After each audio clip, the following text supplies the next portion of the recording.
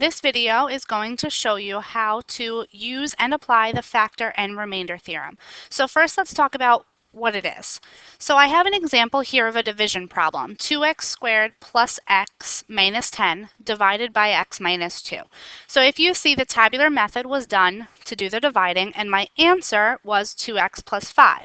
So there's no remainder here. My quotient is 2x plus 5. So according to the remainder theorem, if I take my divisor, which is this piece, and I set it equal to 0, so x minus 2 equals 0, that means that x equals 2. If I substitute into my polynomial that I was dividing, so if I do 2 parentheses 2 squared plus 2 minus 10, I'm going to get 0, which means it's a factor. So I'll show you that.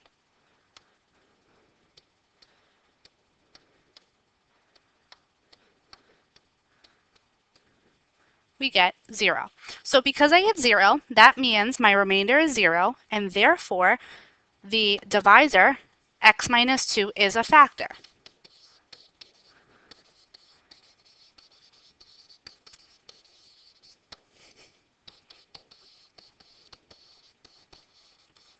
So now I'm going to show you another one. But what this is used for is, so if they ask you a question like, is it a factor, you don't have to divide. You can use this shortcut of applying the factor theorem or the remainder theorem. Let's take a look at another one. Here was my division problem, 3x squared plus 8x minus 4 divided by x minus 2. The long division is shown for you here, and this time I ended up with a remainder. I ended up with 3x plus 14 with a remainder of 24. So once again, if I take my divisor and I set it equal to 0, and then I substitute in. So 3 parentheses 2 squared plus 8 parentheses 2 minus 4.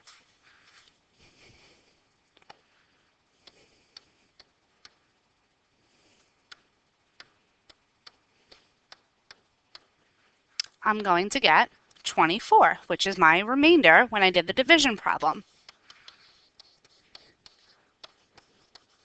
So you don't have to divide if they don't ask you to. And this would mean that x minus 2 is not a factor because there's a remainder. It does not divide in evenly. For something to be a factor, it has to divide in evenly.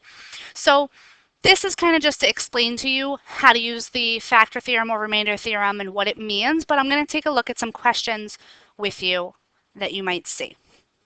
Use an appropriate procedure to show that x minus 4 is a factor of the function f of x equals 2x cubed minus 5x squared minus 11x minus 4. Explain your answer.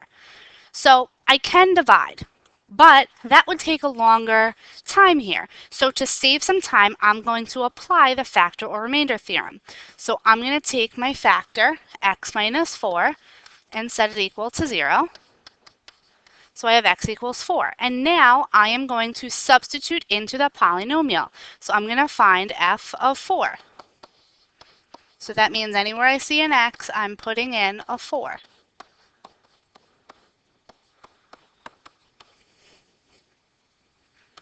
And I'm going to use my calculator to get an answer. So I'm going to go to my calculator and type in 2 times 4 to the third power minus 5 times 4 squared minus 11 times 4 minus 4. And I get 0.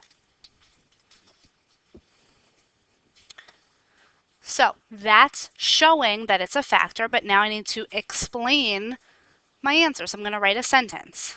X minus 4 is a factor of f of x because f of 4 equals 0, which means there is no remainder.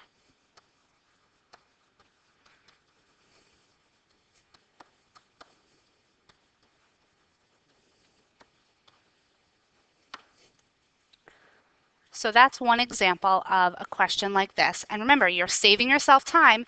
You don't have to divide. This is your shortcut. You could divide, and then you would just write a sentence that says x minus 4 is a factor because when I divided, I got no remainder. Let's take a look at this. Here's a great shortcut for you, a multiple choice strategy.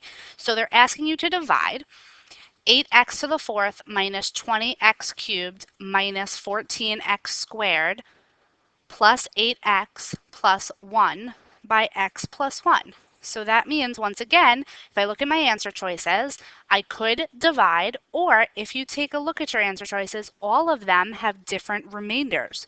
So if I use this remainder theorem, I can save myself time on multiple choice, and I can find the answer that way.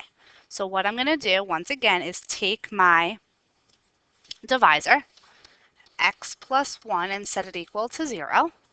So I get x equals negative 1.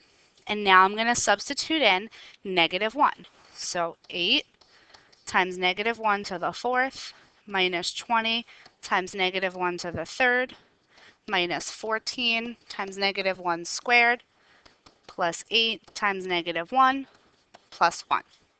And now I'm going to go to my calculator and type that in. Oops, that should be a 4 minus 20. Make sure every time you're putting that negative 1 inside the parentheses. Otherwise, you're going to get an incorrect answer. Okay, so if I move this a little bit, we can see my answer is 7. So that means I have a remainder of 7. So if I look at my answer choices, here's the 7 as the remainder, which means answer choice 2 is the correct answer. And I saved myself all that time. I didn't have to do long division. I didn't have to use the tabular method.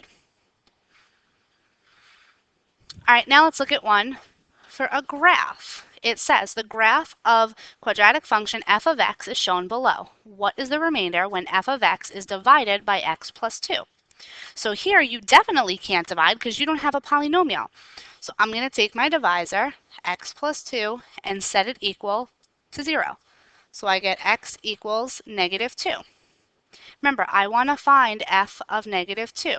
So if you remember back to evaluating functions graphically, I'm going to look for the y value. So if I go to negative 2, the y value is negative 6. So f of negative 2 is equal to negative 6, which means that is my remainder. So negative 6.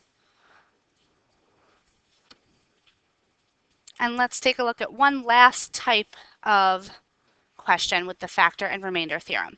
Which of the following binomials is a factor of the quadratic 4x squared minus 35x plus 24? So if it is a factor, that means my remainder should be 0. So what we're going to do here is we're going to use our calculator to help us out. So if x plus 6 is the factor, that means I set it equal to 0, and that means that x is equal to negative 6.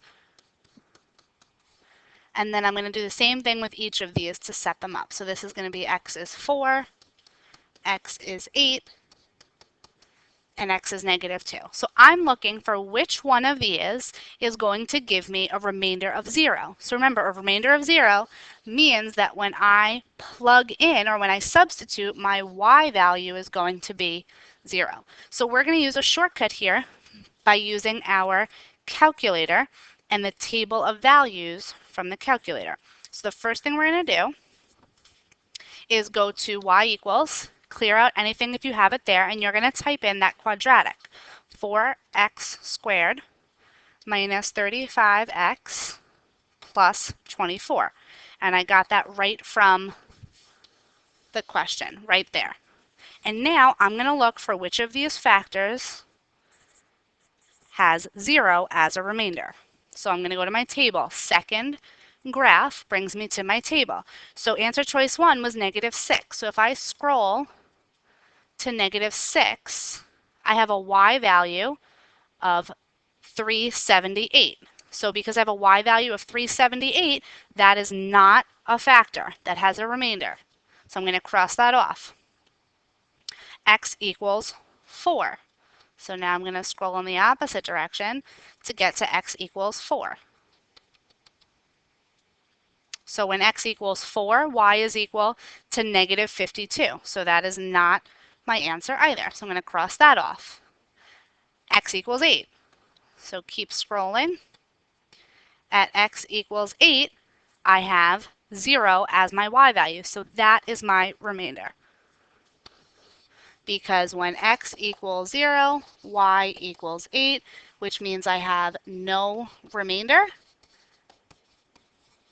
which means it is a factor. So I hope that explains the factor theorem and the remainder theorem, as well as shows you how to apply it to some questions.